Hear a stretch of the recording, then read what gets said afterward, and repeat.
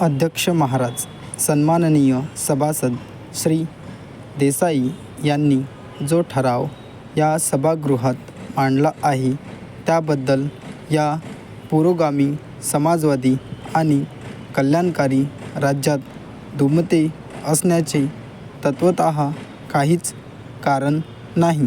तत्वतः हा शब्द मी मुद्दाम वापरला आहे. चांगल्या गोष्टी अनेक असतात आणि कोणतीही चांगली गोष्ट करण्याची इच्छा मनाला होणे स्वाभाविक आहे.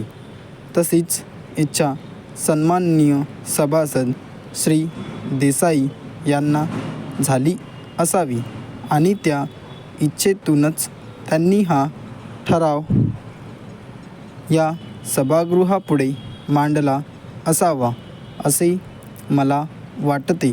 परंतु एखादी चांगली गोष्ट व्हावी असे वाटणे जरी ठीक असले तरी ती गोष्ट विशिष्ट परिस्थितीत व्यवहार्य आहे काय याचाही विचार होणे आवश्यक असते. सन्माननीय सभासद श्री हॅरिस ही समाजवादी आहेत, पुरोगामी आहेत, परंतु त्यांनी देखील या ठरावाला विरोधच केला. त्याचे कारण काय ही आपण समजून घेतले पाहिजे.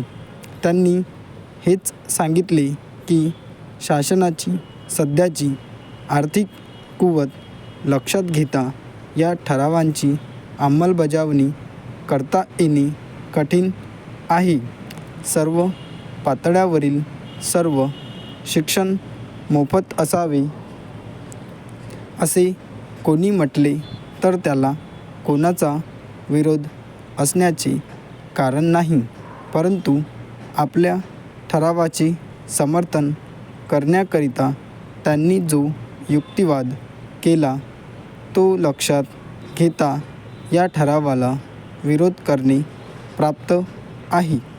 त्यांच्या युक्तिवादामुळे ठरावाला बळ प्राप्त होण्याऐवजी त्यांचे बळ खच्ची झाले आहे.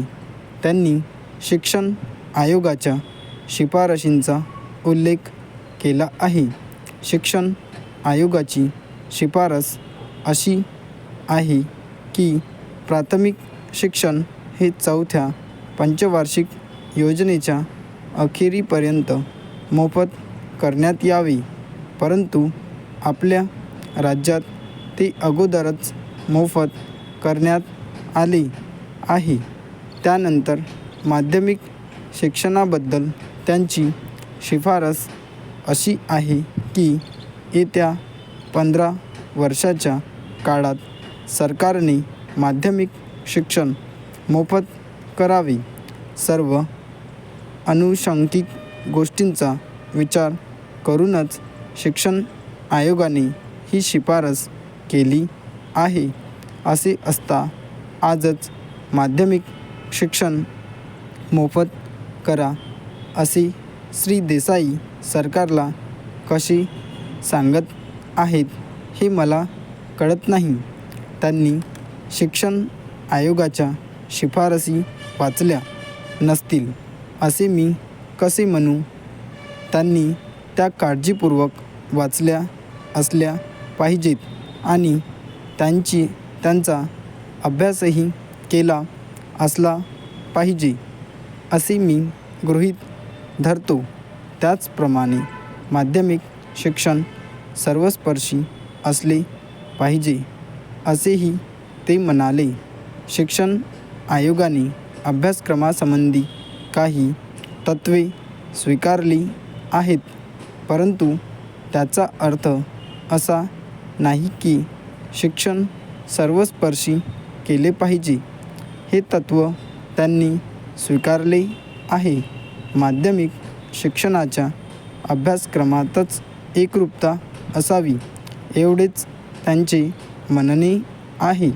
शासनाने शिक्षणाच्या बाबतीत अनेक चांगल्या गोष्टी केल्या आहेत, तेव्हा माध्यमिक शिक्षण मोफत करून त्यात आणखी एका गोष्टीची भर घालावी असे म्हणून त्यांनी सरकारला एक प्रकारे चुचकारण्याचा प्रयत्न केला आहे.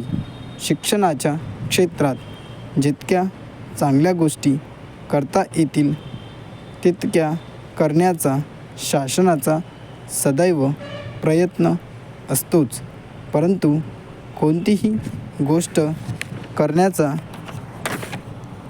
निर्णय घेण्यापूर्वी आर्थिक क्षमता आणि अग्रक्रम याचाही योग्य तो विचार केला पाहिजे.